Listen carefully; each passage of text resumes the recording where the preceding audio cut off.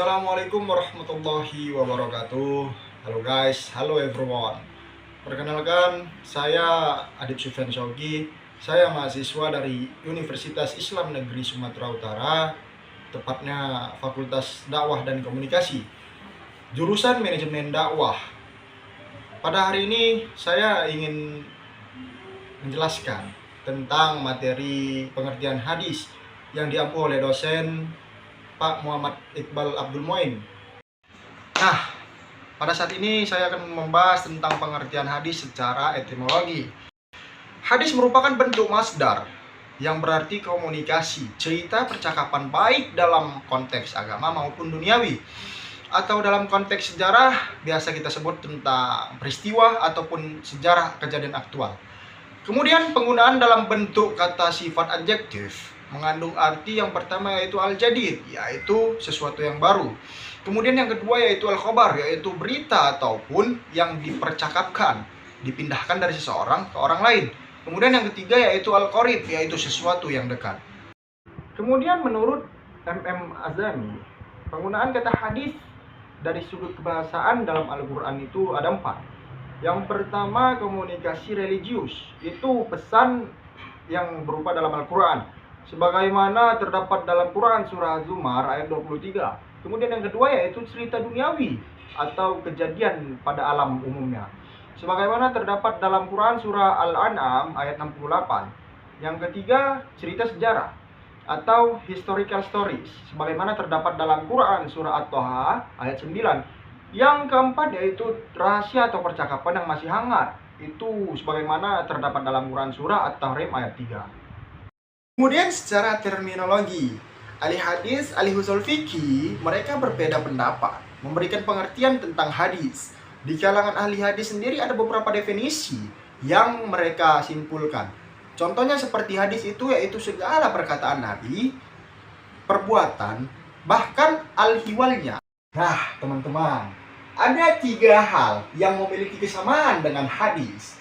Yang pertama yaitu sunnah, yang kedua yaitu khobar, yang ketiga atsor. Yang pertama apa? Yang pertama yaitu sunnah. Apa itu sunnah? Menurut muhaditsin secara terminologi, sunnah yaitu segala sesuatu yang dikaitkan dengan Nabi SAW, baik berbentuk perkataan, perbuatan, takrir, bentuk fisik moral, maupun perjalanan hidup baik dilakukan sebelum diangkat menjadi Nabi, bahkan setelah baginda diangkat menjadi Rasul. Nah, kemudian yang kedua apa guys? Yang kedua yaitu khobar. Apa itu khobar? Khobar menurut bahasa yaitu an-naba, yaitu artinya berita. Sedangkan menurut istilah terdapat beberapa pendapat. Salah satu pendapatnya yaitu khobar adalah sinonim dari hadis, yaitu sesuatu yang disandarkan kepada Nabi SAW dari segi perkataan, perbuatan, takrir, dan sifat. Kemudian yang ketiga apa? Yang ketiga yaitu atsor. Apa itu atsor? Secara etimologi, atsor itu segala sesuatu yang ditinggalkan. Sementara menurut terminologinya apa? Ada beberapa pendapat. Yang pendapat pertama yaitu atsor itu sinonim dari hadis, yaitu segala sesuatu yang berasal dari Nabi SAW. Kemudian beberapa pendapat kedua yaitu sesuatu yang disandarkan kepada sahabat dan tabi'in yang terdiri atas perkataan dan perbuatan. Nah guys, dari keempat tadi yang saya jelaskan, seperti hadis, sunnah, khobar, dan atsor, dapat diuraikan bahwasanya pengertian keempat istilah tersebut pada dasarnya memiliki kesamaan. Dari mana kesamaannya? Ya, pada dasar kesamaannya itu yaitu datangnya dari Nabi SAW berupa perkataan, perbuatan, maupun ketetapan. Kemudian bagaimana kedudukan hadis dan fungsi hadis? Kedudukan hadis itu sama setara dengan Al-Quran. Mereka seimbang dan mereka setara. Kenapa demikian? Karena kita tarik dari fungsi hadis. Apa fungsi hadis? Fungsi hadis itu ada 4. Yaitu yang pertama bayan takrir. Apa bayan takrir? Yaitu menguatkan keterangan Al-Quran. Contohnya seperti apa? Di dalam Al-Quran menjelaskan tentang sholat. Kemudian dikuatkan lagi dari hadis tentang sholat. Kemudian yang kedua yaitu apa? Bayan tafsir, yaitu penjelasan terhadap Al-Quran.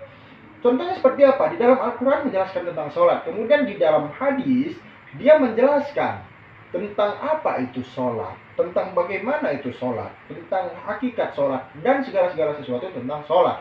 Kemudian yang ketiga yaitu bayan tasyrik, yaitu membentuk hukum yang tidak terdapat dalam Al-Quran. Contohnya apa? Contohnya seperti tua nang boru, kita bilang ya kan. Apa itu? Kenapa kok bisa dibilang bayan tasyrik? Contohnya tua. Contohnya seperti gini. Di dalam Al-Quran tidak ada yang menjelaskan tentang hukum tua. Tapi di dalam hadis, bahkan para ahli ijtihad, mereka mencari ilat, yaitu mencari hukum tentang tua itu melalui hadis. Bahkan mereka menyatakan segala sesuatu yang kita konsumsi, segala sesuatu yang kita minum, yang menyebabkan mabuk, itu diharamkan. Kemudian yang keempat apa? Yang keempat yaitu bayanut an-nas, yaitu melakukan perubahan terhadap apa yang telah ditetapkan oleh Al-Quran. Yang nomor keempat ini sama halnya dengan kedua, bayan tafsir, penjelasan terhadap Al-Quran. Contohnya seperti apa? Di dalam Al-Quran dijelaskan bahwasanya memakan babi itu haram.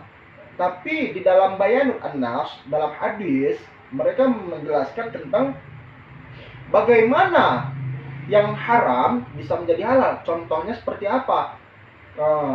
Ketika kita kemah, ketika kita di hutan, kita tidak ada makanan sama sekali, kemudian ada lewat babi, cuma satu-satunya babi yang ada, maka itu menjadi halal, bahkan bisa kita makan, karena tidak ada lagi makanan yang bisa kita makan. Mungkin itulah kedudukan dan fungsi hadis. Nah, mungkin itu saja yang bisa dapat saya sampaikan pada hari ini. Wabillahi taufiq wal hidayah. Assalamualaikum warahmatullahi wabarakatuh.